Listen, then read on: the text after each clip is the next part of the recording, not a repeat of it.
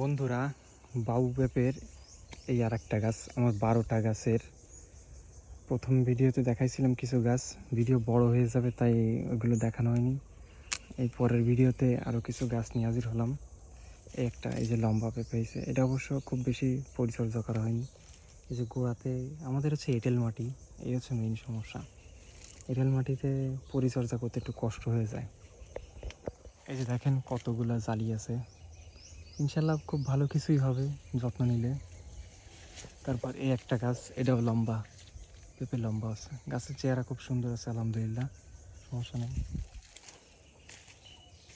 এবার দেখেন এই আর একটা গাছ, এখানে শুক্রবার দিন পেঁপে হারভেস্ট করা হয়েছে, তো আরও 4টা পেঁপের মতো আছে।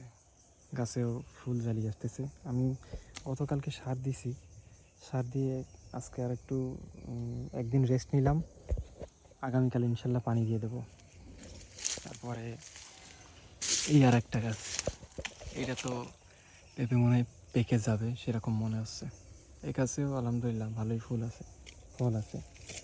এই একটা ছোট গাছ, এই একটা গাছ, এখানে বেগুন গাছ ছিল, ডাল কেটে দিছি, কারণ এই জায়গা পরিষ্কার করে আবার মাটি দিয়ে বেগুন গাছ লাগাবো। আপনাদের তো বলেছি যে আমি এখানে পেঁপের সাথী ফসল হিসেবে বেগুন চাষ করতেছি, তো আমার জন্য সবাই দোয়া করবেন। আর এটা হচ্ছে কি বলে, এটা হচ্ছে আনারকলি গাছ।